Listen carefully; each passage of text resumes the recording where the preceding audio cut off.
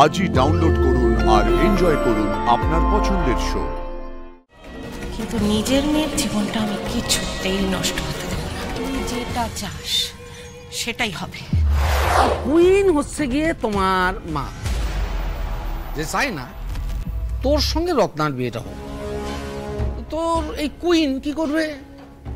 কিছু চাল চালবে, আর আমাদের কি করতে হবে? এই চাল পাঞ্চাল করতে হবে। কিভাবে করতে হবে?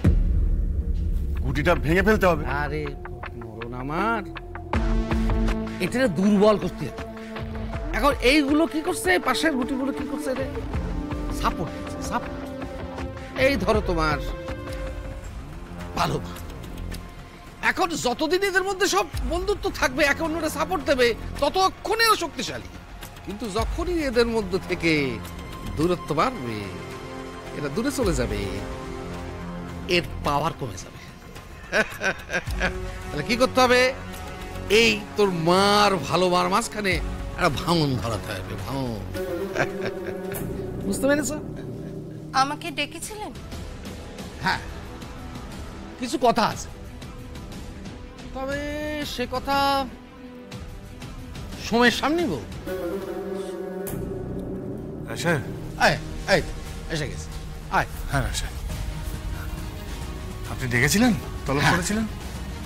কিছু কথা আছে, রত্নার বিয়ে নিয়ে কথা আছে। কেন রাশাদ, আপনি কি বিয়েটা দেবেন না? আরে আমি তো দিতেই চাই, প্রতাপ রাজি, আমি রাজি, কিন্তু এই বাড়িতে তোর কিছু পেয়ারের লোকজন আছে, তারা রাজি। রাশাদ, আমি কিছু বুঝতে পারছি না, যদি একটু খুলে বলেন তাহলে। ও বড়, বলো কিছু।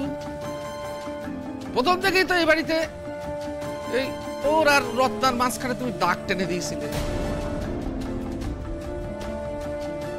হ্যাঁ, ও তোমারও ছেলে, তোমারও কিছু মতামত থাকতে পারে, তো বলো, সবার সামনে বলো। লক্ষ্মীমা, তুমি চাও না রত্না এই বাড়িতে আসুক, এই বাড়ির বউ হোক? না না না না, আমি কেন চাইবো না রত্না এ বাড়ির বউ হোক? আমি তা বলিনি। আমি শুধু বলেছিলাম রত্নার মতামতটা যদি একবার নেওয়া হয়। কি বলছো লক্ষ্মীমা? তোমার কি এটা মনে হচ্ছে যে আমি নিজের মত আমি ওদের উপর জবরদস্তি চাপিয়ে দেবো, রত্নাকে বাধ্য করছি আমি? না না, জানো, যখন রায় সাহেবের প্রস্তাব গিয়ে আমি বাড়িতে বললাম, সবাই আনন্দে আত্মহারা। রত্না তো কেঁদেই ফেলল। তাহলে আর বলার কি আছে বাবা? এ তো খুব আনন্দের খবর। না না, আমি খুব খুশি হয়েছি রত্নার এই বাড়িতে বিয়ে ঠিক হয়েছে বলে। আমি খুব খুশি হয়েছি রত্নার মতো মেয়ে এ বাড়ির বউ হয়ে আসবে। এ তো খুব আনন্দের কথা বাবা। আমি জানতাম লক্ষ্মীমা তুমি কখনো আপত্তি করবে না, তুমি সবসময় চাও যে রত্না এই বাড়িতে আসুক।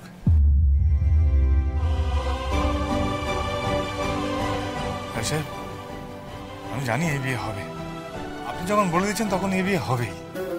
হবে না, হতেই হবে। এই বিয়ে হলে তবে তুই সারা জীবন আমার পায়ের কাছে বসে থাকবি, আর তোর আমার পায়ের কাছে থাকাটা খুব জরুরি। আর কেউ না জানুক, আমি জানি। একবার যদি তুই পা ছেড়ে মাথায় উঠিস, তাহলে কি কি হতে পারে। পারো, আমি পারলাম না মা, আমি কিছুতেই পারলাম। কি হয়েছে মা? কি হয়েছে? কাঁদছো কেন? কি হয়েছে? আমি কত করে চেষ্টা করেছিলাম মা, রত্নার বিয়েটা যেভাবে হোক আটকাবো, কিন্তু আমি কিছুতেই পারলাম না। এখন আমি তোর বাবার পিছানো জালে এমন ভাবে আটকে গেছি যে এখন আমি যদি কিছু করতে যাই না, সোম আমায় ভুল বুঝবে। ভুল? এই ভুলটাই তো এতদিন বাবা সবাইকে বুঝিয়ে আসতে চেয়েছে, গোটা ভুবনপুরকে। আর গোটা ভুবনপুরও তাই বুঝেছে। আচ্ছা, কেন বলতে পারো মা? কারণ তোর বাবা যে ভুবনপুরের মাথা, জমিদার। আচ্ছা, কিসের জমিদার? হ্যাঁ, আমরা কোন যুগে বাস করছি মা? সরকার বহু বছর আগে আইন করে জমিদারি প্রথা তুলে দিয়েছে। মা, আইন করে কাগজপত্র, দলিল, দস্তাবেজ সব বদলানো যায় রে মা, মানুষের মনটা বদলানো যায় না। মেনে নেওয়া আর মনে নেওয়া যে দুটো আলাদা জিনিস রে মা। তুমি বলছো মা, আজকে আমার সাথে যা যা কিছু হচ্ছে সবকিছু তো আমি মেনেই নিয়েছি। আমি জানি, আমি বুঝি তো, আমিও তো এতদিন মুখ বুজে ভয়ে সব সহ্য করেছি, কিন্তু কিন্তু একটার পর একটা মেয়ের জীবন এইভাবে নষ্ট হয়ে যাবে, না না না, এটা তো আমি হতে দিতে পারি না।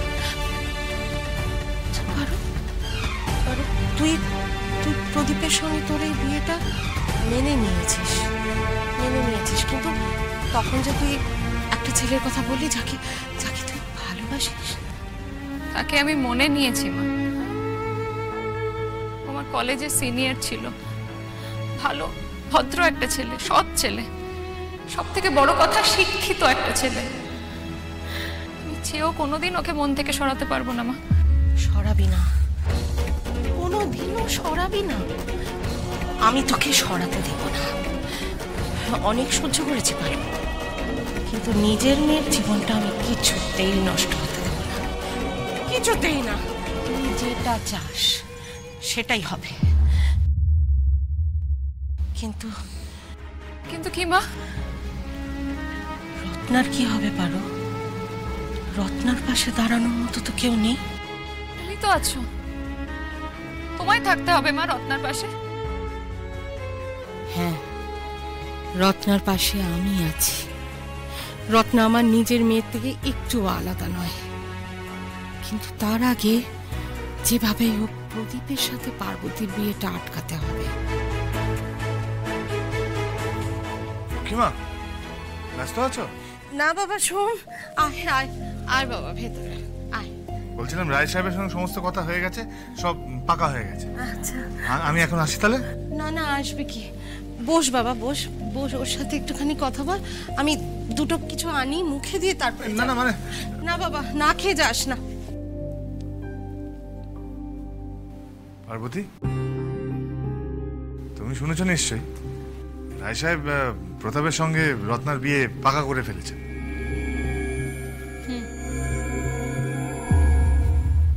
কি ব্যাপার পার্বতী, তুমি কি এতে খুশি নাও?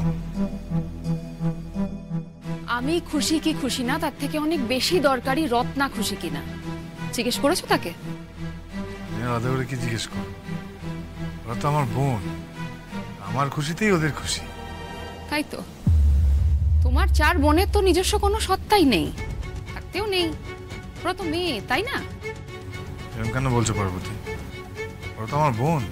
তাই জন্যই তো তাদের দাদার মতই তাদের মত, যেমন আমার বাবার মতই আমার মত। সত্যি শোন, তুমি বাবা দাদা তোমাদের মধ্যে না আজকাল আমি কোনো পার্থক্য করতে পারি না। কি বলছো পার্বতী? রায় সাহেবের সঙ্গে আমার তো কোনো তুলনাই হয় না, উনি তো আমার কাছে দেবতার সম। মা তোমার জন্য খাবার নিয়ে আসছে, খেয়ে নাও।